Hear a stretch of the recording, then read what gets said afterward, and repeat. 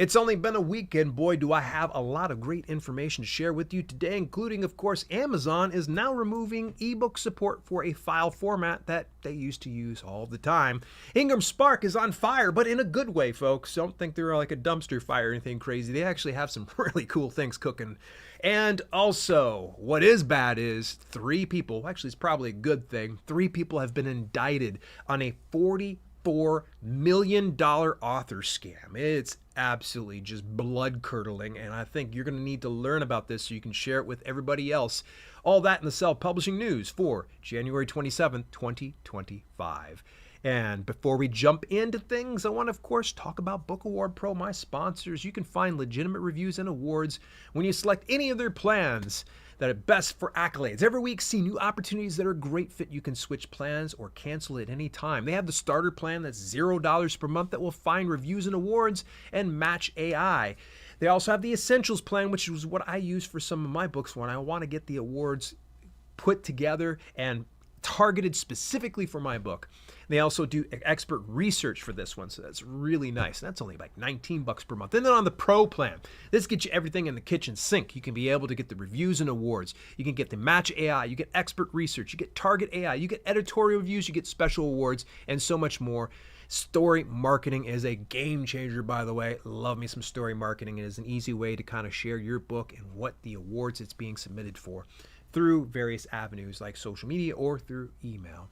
You want more details about Book Award Pro and why I gush about them so much, head on over to dalings.com/Book Award Pro. Let's go ahead into the very first piece of news. This is an update piece here by the fine folks over at Kindlepreneur. Dave Chesson updated Amazon book categories. My secret method to choose clear winners. Now, let me go ahead and just give you the TLDR, but you're going to want to make sure you go in and read this rather lengthy piece when it comes to selecting the proper categories. So Dave actually had shared a lot of this information last year when the whole category selection process had come about inside the KDP dashboard. But the biggest issue was they were sharing all of these different categories we could choose, but some of them were duplicates and some of them were, well, what Dave calls ghost categories. They're there in your dashboard, but they don't appear on the Amazon marketplace. So it's almost like wasting your selection. So he kind of dives real deep into this piece. And the big go-home lesson here is if you have Publisher Rocket, you'll be able to tell whether or not a category is a ghost category or if it's a duplicate. So that way you choose the right ones possible. All right, the big piece of news here today is going to be, it is finally here. Kindle Direct Publishing is not going to be supporting Mobi file formats. Effective March 18th, 2025, we will no longer support Mobi files for fixed layout ebooks. This change completes our transition away from the Mobi format, as we previously ended support for Mobi files for reflowable books on August 1st, 2021. For publishing new fixed layout and reflowable ebooks, please use EPUB, DocX, or KPF files. For horizontal episodic manga, use JPEG images or an EPUB file. I will say this, if you ever have the opportunity to use EPUB, EPUB is just the gold standard. KPF is nice if all you plan on publishing to is Kindle Direct Publishing. I wouldn't recommend it, but if you're just gung-ho and you love yourself some Kindle Direct Publishing and you can't see yourself going anywhere else, then by all means you can use KPF and you can get that formatted through Kindle Create. That is their book formatting software. I've heard some issues with it, but I just don't know anything about it. I'd much rather hire a professional to go ahead and give me the EPUB format that works best. So Mobi files going forward are not going to be supported. They're like, we're done with these. We're finished. It's like, we gave you 3 years to go ahead and catch up with these things, so now we're going to go ahead and transition. So good for them. Glad to see this format disappear and we focus more on some of the other formats.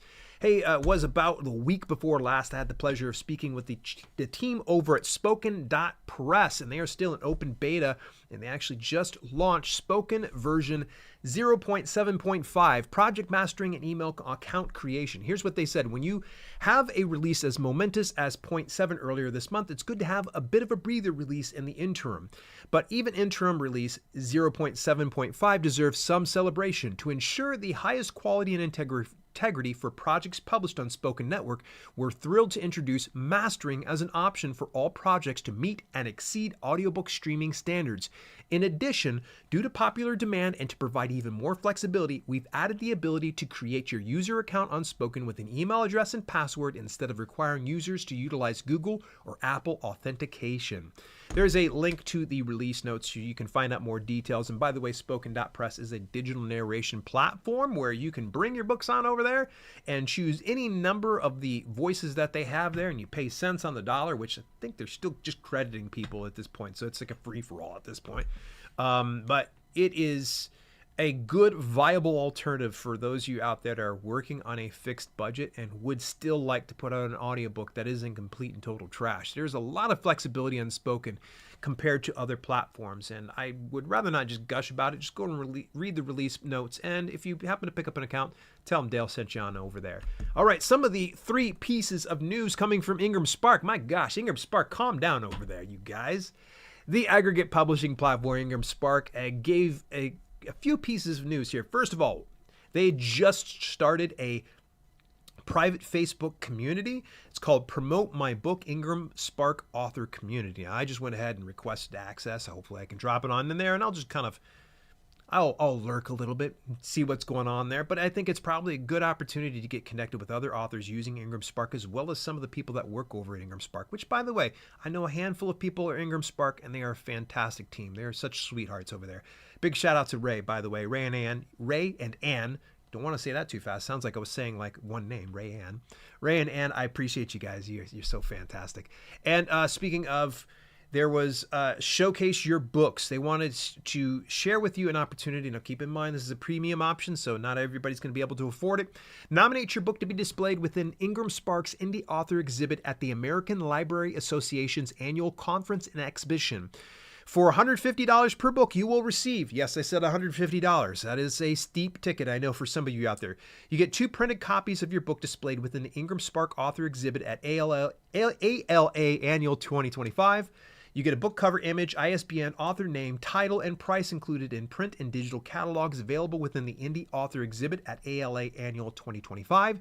Ingram Spark representatives will be hosting the Indie Author exhibit, actively showcasing your book to over 12,000 librarians expected to attend. Should I throw $150 at this? I don't know. I'm thinking about it. Just throw it at it and see what happens. So who knows? We'll find out. And I definitely would love to hear from you if you happen to get that. Let me know over inside the Discord community. I'm hanging out there on a daily basis. Link inside the show notes as per usual. And of course, the last piece of news from Ingram Spark. This is not the last piece altogether because I got some rather incendiary piece that I have to share here with you here in a second. Nominate your book today. Promote your book as part of a curated list sent to retailers, librarians, wholesalers, consumer-facing read and review sites, and more.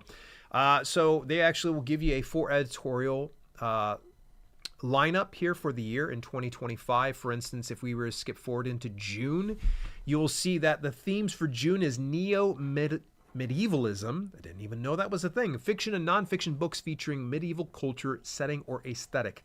Nomination is due on May 31st. This stuff is free, by the way. You can take advantage of that, unlike the last one, which was $150.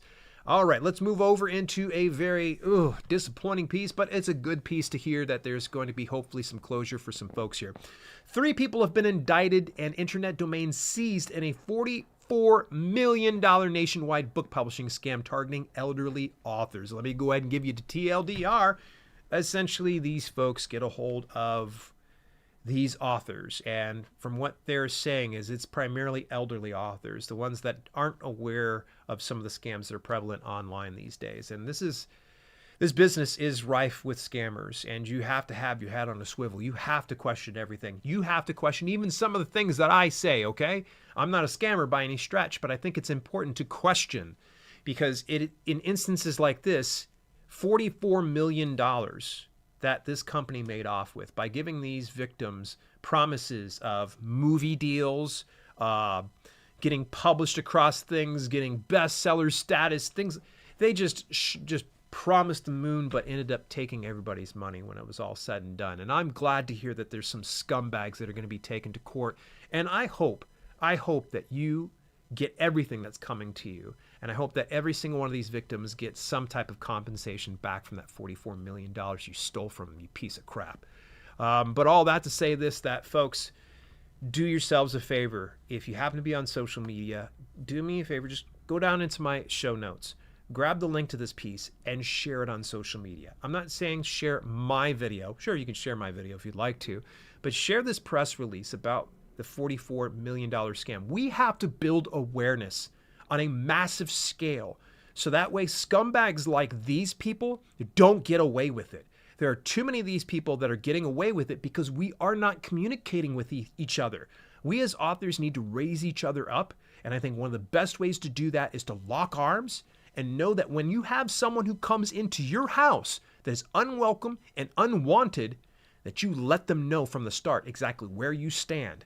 Share that piece from justice.gov because it will be a huge game changer in somebody's life today. And let's go ahead and transition to something a little less dark. Coming from the fine folks over Inkers Con, Alessandra Torre shared author mistakes to avoid on Goodreads. Let me go ahead and give you the TLDR on this particular piece, and I'll send you some of the resources that she recommends. To help you avoid any missteps on Goodreads, here are some things to avoid when you use Goodreads as an author. Don't worry about getting a 3-star rating on your book. Essentially saying, look, 3-star is actually means your book is good. Yeah, on other platforms, some people look at your book being good as 4 or 5-star, but according to a lot of the culture that is on Goodreads, 3-star is actually not bad. 2-star or 1-star, yeah, sure, I can understand. You might get a little bit chafed on something like that, but 3-star is actually pretty good. You get a 4 or 5-star, you better get a hold of that reader and never let them go. Don't interact with negativity. Folks, I'm just going to say this right now. Someone posts a review, you do not need to comment on it. You don't need to like it. You don't need to punch down on it. It's going to happen. Now, if you feel inclined to, if someone puts a 1-star review, you find a good quotable quote that will get your devoted readers to want to leave better reviews, then go for that. Say, hey, look, here's this 1-star review. And some of your readers are going to be like, what? No, I'm going to go over to Goodreads and I'm going to go ahead and drop in the real 411, and they'll be able to share some of that information. So don't interact with reviewers over on Goodreads. Don't comment on or like any negative reviews of your own book. Again, don't comment on. I've already kind of said that. I don't bother with liking in them, but I will share those negative reviews if I believe that it actually has something that's worth looking into. I interviewed a number of years ago Brad Goss. He is a dark comedian over on TikTok. He's made himself very popular through that. This is how he sells books. He will literally just showcase all of his negative reviews and he gets sales after sales after sales. So it does work. Don't rate your own book. Whoops. I've done that once or twice, but that was pretty early on and didn't know any better. Don't negatively review other books. That's understandable. And don't do a giveaway post-release. Goodreads giveaways can be powerful when used correctly pre-release, but don't have a strong return on investment if used after your book is released. So there you go. There's some more information. And of course, Alessandra hooked us up with the Goodreads resources page for the resources for the Goodreads author program. Easy for me to say. You find out more details about some of those resources there. The link inside the show notes as per usual. And I want to give a quick call to action here for the folks over at Publish Drive. I mentioned this a couple weeks ago. Publishing Industry AI Insights Survey. They are wanting some more information about where you stand with artificial intelligence. And I know there was a lot of people out there that responded to the Drafted Digital AI survey. And I think if you can take the opportunity to go ahead and respond to Publish Drives, it will make a huge, huge difference. They are all ears. They are currently using artificial intelligence, so don't think that they're going to be pulling away from that. But I think if they get to hear what you have to say, go ahead and leave that on there. The more that we can get to review this, the better. It's probably going to take about 20 to 30 minutes of your time. It's a little longer, but it's so worth it because it helps me provide you with all the right information. These surveys really do help me a lot in giving you the information that you're looking for. And then tomorrow, of course, you're listening to this on the audio podcast. I'm going to be having a special guest, good friend of mine, Dana Claire of The Inkfluence, where we're going to be talking about how your book deserves better profits. Here's how. That will be on Tuesday, January 28th at 6:15 p.m. Eastern Daytime. Come on over and join. Dana is just an absolute bundle of energy. You just wait. I always say to her, like, we're like two Furbies that are talking to each other. And by the way, anybody get the Furby reference? Look it up. Google it. You'll get it. And I want to, of course, give a fair warning here. Wide Publishing for Authors, that is book 6 in my series of Self-Publishing with Dale, is launching on Saturday, February 1st. But you can pre-order an ebook today for 99 cents. Yes, I did not stutter. I did not say that wrong. I did not misspeak. I am doing it for 99 cents. When it goes fully live, it will be $7.99. Act now. DaleLinks.com/widebook. And if you'd like to join the Advanced Reader Copy team, because you don't have 99 cents, it's totally fine, or you can't wait till Saturday, go on over to DaleLinks.com/ARC-team. That's ARC team to go ahead and join us. And one last shout out here to the fine folks over at Book Award Pro. They've gotten me over 42 book awards for 12 publications, and they continue to do that for me. All that to say, this big shout out and thank you to Book Award Pro. You go ahead and get yourself free or premium access when you visit my affiliate link at DaleLinks.com/bookawardpro. What did you think about some of these pieces of news? Was there something that I possibly missed? I would love to hear from you. If you come on over to visit me over on the Discord community with over 1,100 other authors. That's DaleLinks.com/Discord. Till later, this has been Self-Publishing with Dale, and I'll chat with you next week.